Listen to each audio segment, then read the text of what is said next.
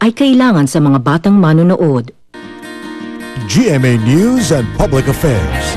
Walang kinikilingan, walang pinoprotektahan, walang kasinungalingan, serbisyong totoo lang. Makibahagi sa mga may init na isyong hatid ng Eyewitness, kaakibat ang Sinotab.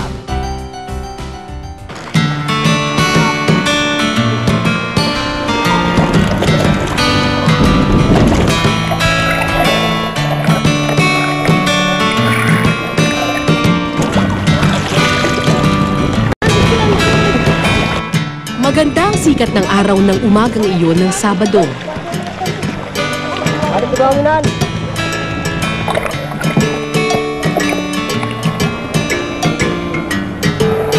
Malinaw at malamig ang tubig, tamang-tama lang para maglaro at magtampisaw.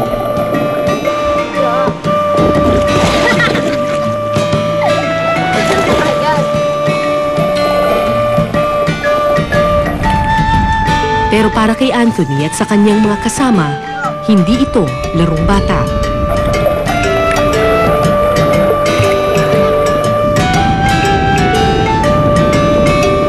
Bawat bagay na masisisid niya, katumbas ay barya sa alkansya.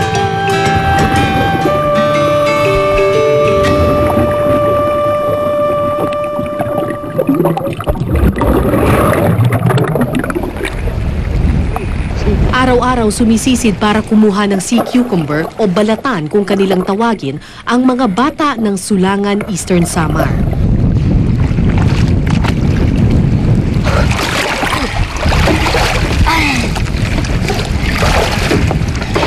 Siyam na taong gulang lamang si Anthony nang magsimula siyang sumisid ng sea cucumber. 4 na taon na niya itong ginagawa. Para hindi na ako manghingi sa nanay ko ng pambayad sa eskwelahan. Para hindi mahirapan ang nanay. Para hindi lang silang tumutulong. Dapat kami rin tumulong para lahat mahirapan. Anak ng isang mangingisda, kulang ang perang kinikita ng kanyang ama't ina para tustusan ang kanyang pag-aaral. Gusto makatapos sa eskwela, araw-araw sa laot si Anthony para sumisid ng pangbaon niya kinabukasan. Bukod sa antiparang kahoy, wala nang iba pang kagamitan sina Anthony pang sisid. Lakas lang ng baga at haba ng hininga ang tangi nilang sandata. Nakatago sa pagitan ng damo ang mga sea cucumber, kaya mahirap itong hanapin.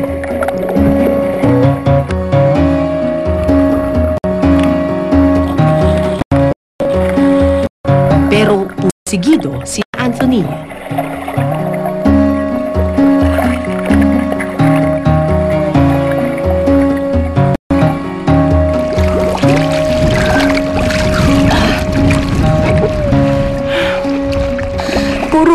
Ang pinakamadaling mahanap yung mga ganitong tibas. Ang problema, ito rin yung pinakamura.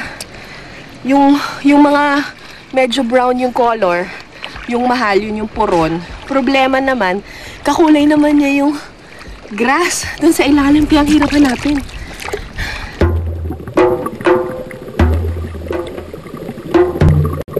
Isa pang balakid ang dagta na inilalabas ng sea cucumber kapag ito'y napipisil.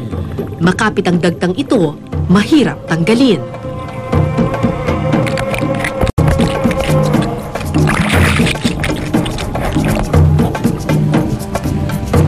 Pero di ito alintana ng mga bata. Ang mahalaga, makaipon sila.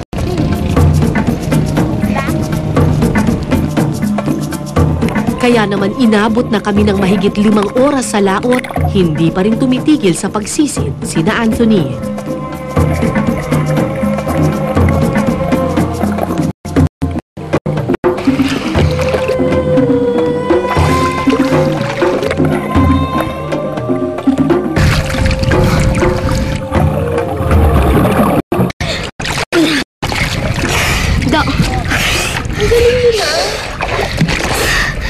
Hirap na.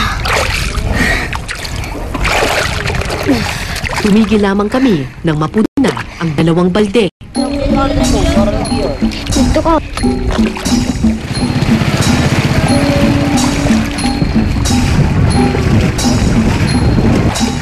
Pagdating sa Pampang, akala ko tapos na ang trabaho at pwede nang magpahinga.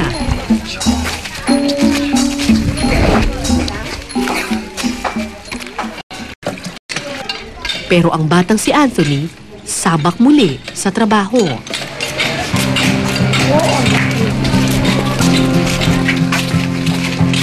Kumita siya ng 5 piso sa pag-iigib ng tubig. Pagkatapos, naglinis pa siya ng sasakyan.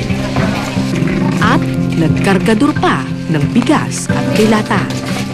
Ano nararamdaman mo pag nakikita mo silang nagtatrabaho? Naano rin naman ako minsan. Sabi ko nga, kawawa naman kako yung mga anak ko, mariliit pa. Sabi ko, maano sila sa trabaho. Pagkatapos ng trabaho, diretso uwi si Anthony. Sinundan namin ang bata at nakita namin ang marahil pinakaimportanting bagay para sa kanya. Isang lumang garapon ng pulbos. Magkano ba yung kailangan mong pera? 300. 300? Bakit? Para saan yung 300 pesos? Eskwelahan at saka ang damit ko. Anong damit at saka gamit ang kailangan mo? Bado, tsaka papel, notebook, tsaka ballpen. At saka sa pag-high school ko, kailangan ko ng damit. At saka ang sarawal ko, ang short sa high school. Gusto ko yun. Kasi mag-first year na ako. Alas 5 na ng hapon doon, oras na ng pahinga. Pero si Anthony, balat lamang ng sea cucumber ang binibili sa bayan. Kinukuha raw ito sa kanila ng mga taga Maynila para gamitin sa mga Chinese restaurant at specialty stores. Dahil balat lang ang binibili, bawat isa kailangan nilang tanggalan ng bituka. Buong araw ko nang kasama si Anthony, pero ni minsan, di ko siya nakitang maglaro tulad ng karaniwang bata. Okay. Alan, tugat. Tugatan ka? Ano nangyari? Wala. Anong wala? Ano nangyari sa'yo? Nasugatan ka? Wala. At kahit may iniindang sugat, walang puwang para magpahinga. Wala ko diin. Mahigit 1 oras na kaming naglilinis ng mga sea cucumber, malansa ang bituka at kumakapit sa kamay ang dagta. Pero tuloy pa rin si Anthony, kailangan daw kasing maibenta ang sea cucumber bago magdilim.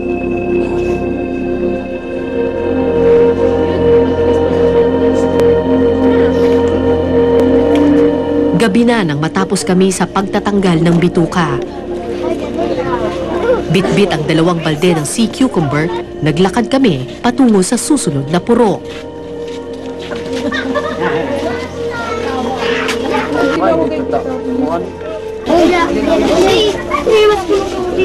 Ayan! Ang dami! Umabot ng 4 na kilo ang binalatan naming itim na sea cucumber. Hindi pa kasama sa timbang ang mga balatan na iba ang kulay.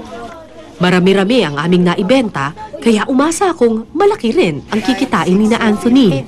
Pero nang matapos ang pagtitimbang, Oh, Magkano? 87. 87? Ay, kasi mura lang yun, diba? Yung marami na 2 balde nung yung na kulay itim na sea cucumber, nung natanggalan natin siya ng bituka, isang balde na lang siya kasi naging manipis. Tapos lumalabas 4 kilos lang siya. Eh, mura lang pala ang benta nila, 10 pesos lang per kilo. Yan ang pinakain. hindi ako makapaniwala nung mga oras na iyon. Ang buong araw na pinagpaguran ng mga bata, 87 pesos lang ang katumbas. Ang masaklap pa, 9 silang maghahati-hati sa 87 pesos na iyon. Panluto na inina. Thank you po. Salamat po.